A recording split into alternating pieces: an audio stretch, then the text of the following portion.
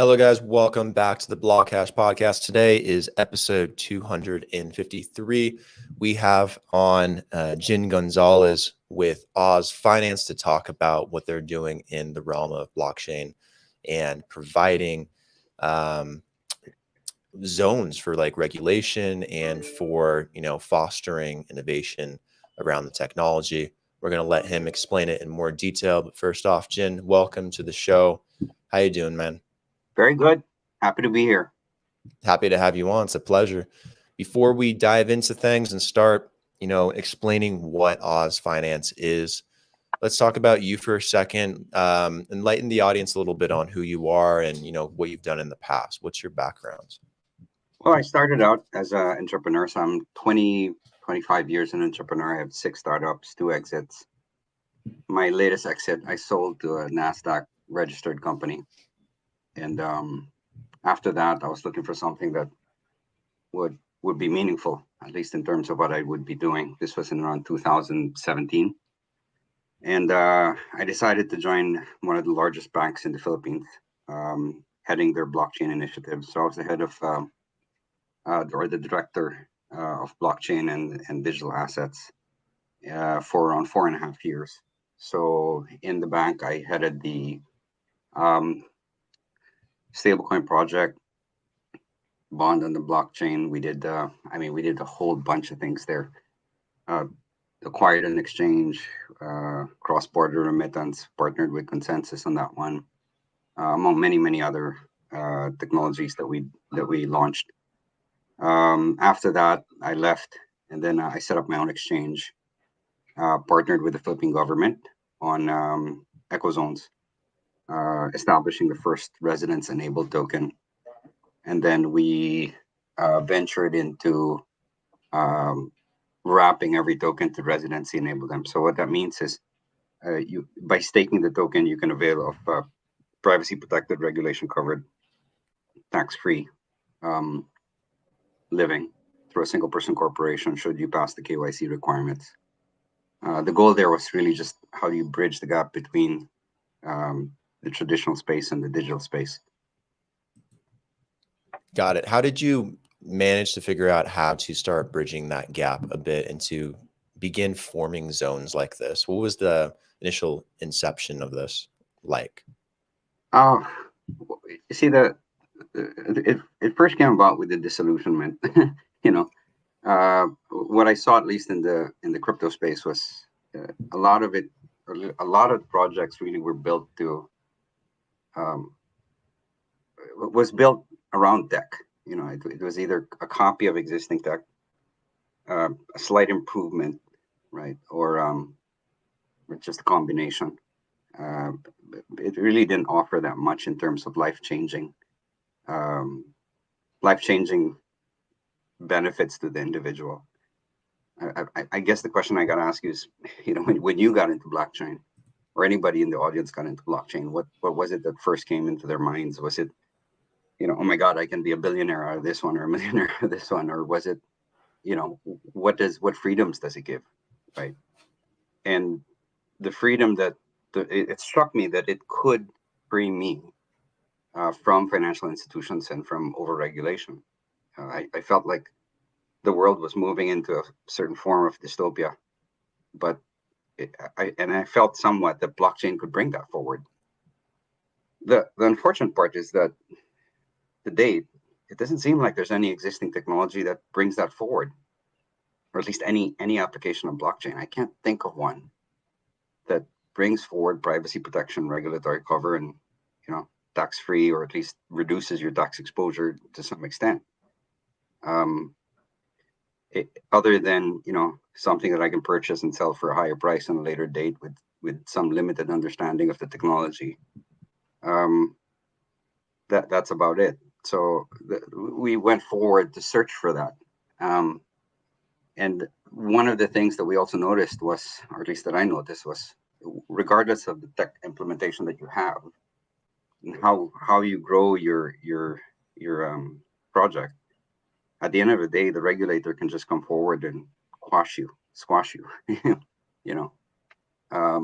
either by making it illegal or taxing you to the hilt, which is in some ways also making it legal, or restricting use of your service in one way, shape, or form. So it just didn't make any sense to focus on building tech or something that would change lives without including the regulator. So at least when I was in the bank, what it did was it gave me the opportunity to be able to have, discussions with the regulator. And it turns out that, the perception that the public has towards regulators is a little off. Their objective is not really to make our lives more difficult. Their goals and their mandates have the betterment of the people in front of them. I mean, think about it. Privacy protection. People are saying, "I need absolute privacy." You don't need absolute privacy, but for your privacy to be infringed upon, yes, that's not good, right? So it's okay to disclose certain information about you, but for that to be exploited for their benefit, not for yours, that's a little bit off. But there's some middle ground there, right? And there is regulation that does protect your privacy. You just need to be able to choose which regulator to fall under. The second one is regulatory cover, or over regulation, I guess you could say. It's some people don't want to be regulated, but why? You need to be regulated, or you need to fall under regulator in order to have some peace and order, in order to avoid abuse of the technology. And what we want to do is we want to be able to work with the regulator in order to establish, what they bring, which is peace and order, right? So we're not against regulation. We're against over-regulation to the point where innovation is stifled. In terms of taxation, it's okay to pay tax, but there are regimes where you don't need to pay tax, but eventually you still have to. But there are ways to choose the regime where, or at least influence a tax structure where you directly benefit from it. So that's one of the objectives of Oz, and at least in how our tokenomics works and how we collaborate with these ecozones. Yeah, that is part of the challenge, huh? And yeah, there are a lot of projects that haven't really, solved this issue. And a lot of it is because they are based in first world countries, and those are the most highly regulated areas. So even though you might have the most innovation happening there, that's where you also have the most pushback. But you're also starting to see those projects and startups start to move outside of those jurisdictions and look for places where it's easier to develop and grow. And it's probably part of why you guys are doing what you're doing with Oz Finance, offering them a haven and a place to go to be able to do this kind of stuff. Yeah. So yeah, with Oz in mind, how are you guys tackling that issue? Well, first, you got to realize you don't need to physically locate in any of the zones that we're partnered with. Okay. And the first use case of the Oz token is quite simple, right? It's so simple that all you got to do is you just got to purchase the token, stake it at a specific value. Specifically, in this case, it's $75,000 for residency, and $100,000 for residency plus a single person corporation under a tax-free environment set up under you. That way you can live through that single person corporation. Everything that your personal business has to do is done through that single person corporation. It can also be, as a regular corporation with regular shareholders, but the idea there is that you live your life through the company. And by doing so, you get to live a tax-free life just as the company does, right? So all of your assets, all of your income, all of your expenses, it's done through the company because you are basically the business. So think of it this way. What was normally available before on a large scale to, for $1 million or $10 million, depending on the zone that you choose.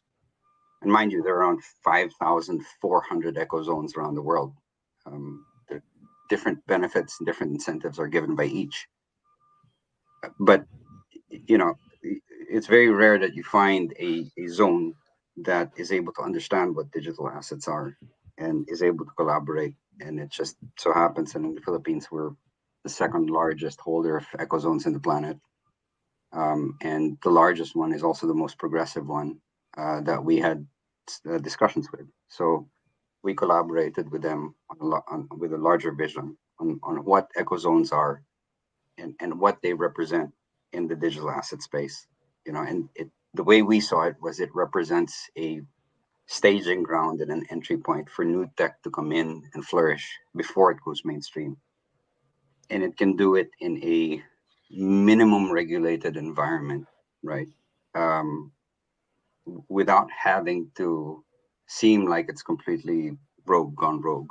So what we did was we had discussions with them on first is how do we bring the freedoms of blockchain forward, and we identified these freedoms as privacy protection, not complete privacy, but privacy protection, regulatory cover, and tax-free living, right? So we ended up establishing an exchange and having staking your tokens in the exchange recognized as an investment. And by doing so, we then issued the first residency enabled token. And by getting it recognized as an investment through staking, it then grants you the ability to receive a residency in the Philippines without having to live in the Philippines. It also allows a single person corporation to be established under you within 60 days, should you pass KYC requirements. And by doing so, you essentially get to live your life through that corporation. So think of it this way. You're, as a human being, you're really three people, right? You, Brandon, as a person, and then you, Brandon, as an asset holder, and you, Brandon, as an income earner. The problem is all three of that's in one person. So when somebody goes after your assets, they're essentially going after those latter two parts of you. But if those latter two parts is now registered under a corporation that survives and lives in perpetuity, and is registered under a tax-free regime, right? It gives you now asset protection, and because that corporation falls under a tax-free regime or under a specific regime under the Philippine Constitution, it then allows you to live through that company, and at some point still pay taxes, but not excessive. Um, if you're an American, you do need to still pay tax, but it does offer legally reduction in your tax exposure by a certain extent, right? There is this law called the GILTI tax law. Leave it up to the IRS to name it that way, but it does require you to pay tax on foreign investment, right? So you still need to pay that, but it at least represents a 70% tax reduction to an 80% tax reduction regardless. So yeah, that's what the project brings forward. When you purchase a token, you stake it, you receive, should you pass KYC, you receive a residency visa, and you also receive a single person corporation under a tax-free regime that allows you to live under privacy protected regulation cover and tax-free environment in a regulation light and privacy protected environment. Got it. Take like the US, for example. They're not always the most friendly in terms of allowing their citizens to do banking overseas or even to do business overseas. Sometimes there's a lot of hurdles involved with that, and I've experienced them myself. How do you guys work around the banking and lending type of issue? I'm sure most of it can be done through crypto and maybe DAOs and exchanges, but I mean, if you had dollars and you wanted to invest in it, I imagine you can't really directly transfer dollars. Well, you can. Philippines is mainstream, and crypto is quite accepted there. Just to give you some perspective, Philippines is the largest holder of NFTs. They hold around. They're also the largest percentage in MetaMask wallets, as well as the largest holder of wallets in general. In the crypto space. So Yeah, I mean, in terms of play to earn, we're number one as well. So crypto is very much accepted, but it does fall under regulation. In terms of your ability to be able to shift from fiat to crypto, crypto to fiat, yeah, it's you have what 24 channels in the Philippines at which you can do that. There's also a lot of peer-to-peer networks that you can legally do that through. And there are there are crypto friendly banks that exist. You know, now in terms of us avoiding U.S. government, in fact, we're doing the complete opposite. We're doing everything in complete disclosure, and within compliance and regulatory requirements. We do consult with U.S. lawyers, with Philippine lawyers, with Philippine regulators, and we even provide legal opinions of Philippine lawyers to foreign lawyers should they request the information, uh, without them having to ask for the information ahead of time, right? So, and that's always how we work. So, how do we work around it? We don't. We actually work with it, and the service has always been available. Except in order for you to be able to do this, you'd have to be a large corporation establishing operations in the Philippines. The only thing we did was we shrunk it.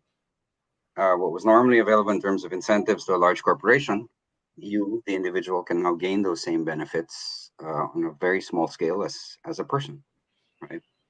And we made it extremely easy to access. You don't have to go through the normal process of researching which of the 5,400 zones are most applicable for you. You don't need to, it's so simple. You just purchase the token, you stake it, and submit your KYC. The DAO takes care of submission to the government and facilitates the whole process. So it makes it much easier for you to be able to avail of that life. If you wanted to live in these zones, could you? Like, is it set up in a way that, makes sense? Actually, the better part about it is you don't have to. Yeah, obviously. So most of them, for you to have a golden visa, you'd have to live there for a specific period of time. So you're stuck, you're landlocked. But in this case, you're not. You can receive your visa. It's a nice think of it as like a nice bug out bag. I mean, you can at any time you can choose to live in the Philippines should you want to, or you can live in the United States for as long as you want, or any country that you're a citizen of. But as you're living wherever you want, you can transact through your corporation for as long as you live. What are some of the credit and lending options that someone could get domiciling their business in one of these zones? What are some of those opportunities? It's the same as any other business would.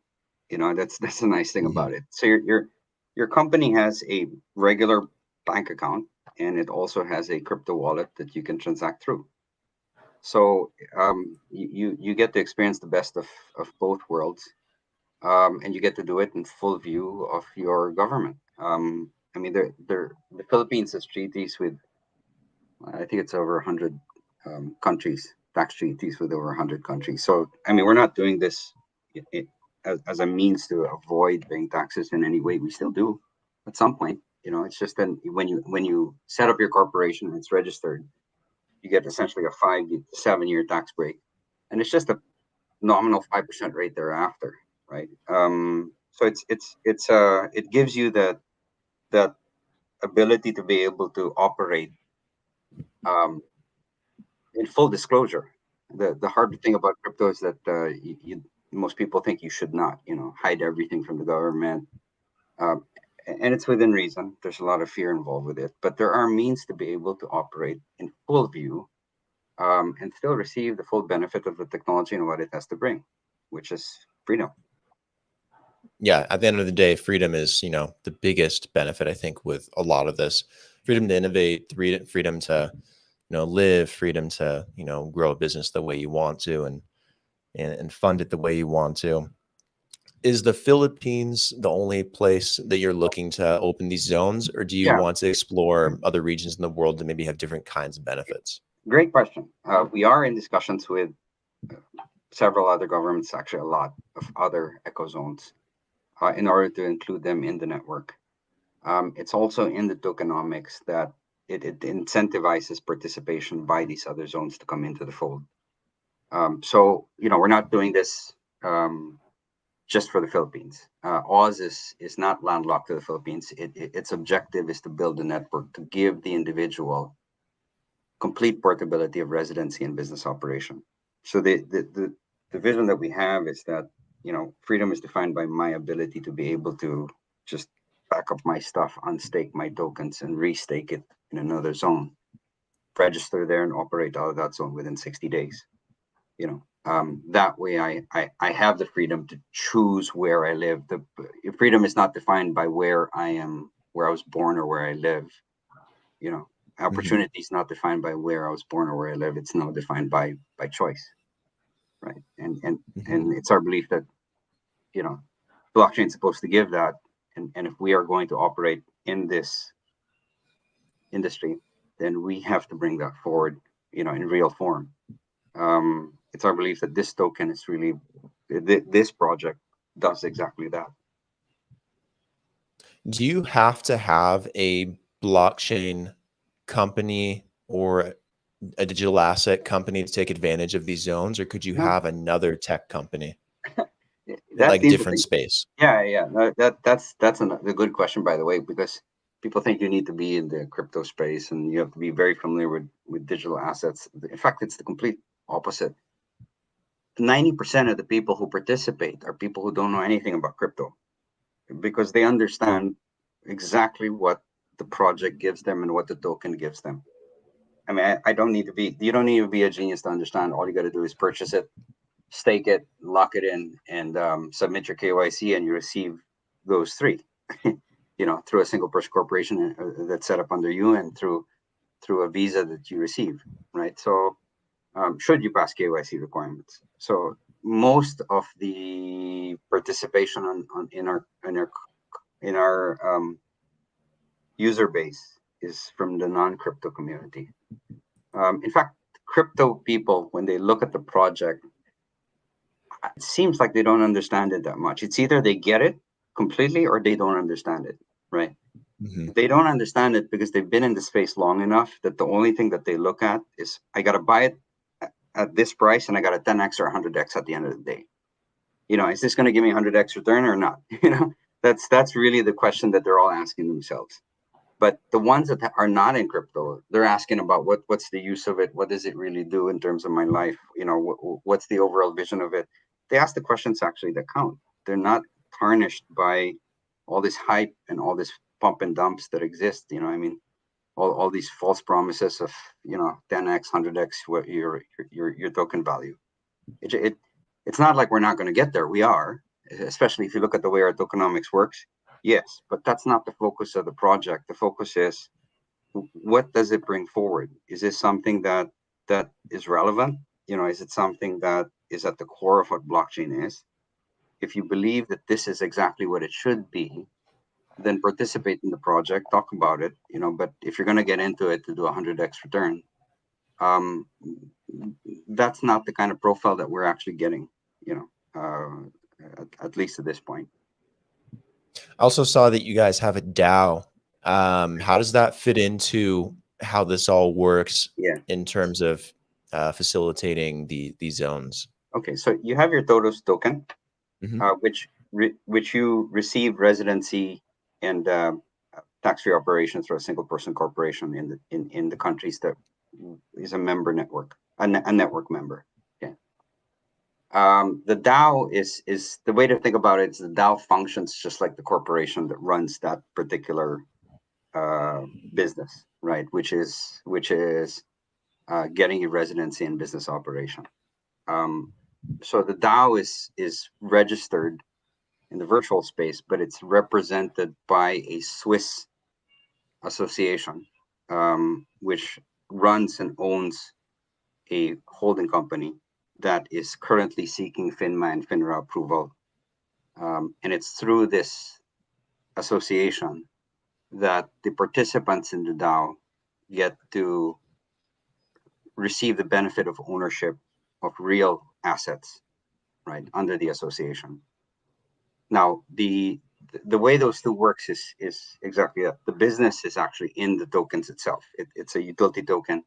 In the Totos tokens is a utility token which you stake for the purpose of receiving, you know, privacy protected, regulation covered, tax-free living through a single person corporation. But how do you then allocate the funds that are received? That's done through the DAO, and the DAO deploys its capital to these zones, investing in different projects and providing credit to those that would like to avail of it through the association, right? It also avails of your regular standard banking services through the association and through the holding company. Got it. Well, I love what you guys are doing. How can someone get set up and do this if they want to take advantage of it today? Yeah, it's quite simple. You just go to wallet.oz.finance. You just register, or just go to oz.finance and you just register for a wallet. And then if you'd like to be able to purchase tokens, you can purchase it there and stake it. If you'd like to be able to receive, if you want to be able to receive a Visa conditional upon you passing KYC requirements, just stake $75,000 worth, mark to market at that point. And if you want to be able to receive the Visa plus a corporation which you can operate through, that's $100,000 that's staked. The process is it can last up to around 60 days, 30 to 60 days to complete, as long as you have all of the paperwork requirements in place. It's not that hard. You're assigned an account manager that will take you through it. Where can people go to learn more about this? Is the website the best place to go, or do you have a community where people can get some help? The website's all there. You can also join our Telegram group. You can ask questions there. They're answered immediately. You can access Telegram through our website as well. Perfect. Where is Oz Finance on social media? Where can people find it? Twitter? Where else? We're everywhere. We're in Twitter. We have our own YouTube page. We have Facebook. We have Discord. It's pretty much there everywhere. You'll see the links on our website, oz.finance. What about yourself? Are you online? Can people find you? Oh yeah. Actually, if you go to the Telegram, my name's there, so you can just access me at any time. Best to just direct message me, and I'll be able to answer any of the questions you might have. I'm in the States right now. I'll be in the Philippines around next week. I do work through 2 time zones, so I'm always available. Perfect, guys. Go check out Oz Finance. Go check out Jin. Make sure to like and subscribe to the video below. Jin, really appreciate your time today. It's been fantastic. Really love this idea with these zones and how they, how you guys' vision, I think, is going to play out for this and help with innovation, especially in this space. So thank you for taking the time. Really do appreciate it. Likewise. Thank you. All right. Talk soon. Stay safe. Have a good day, man. Ciao. You too. Bye-bye.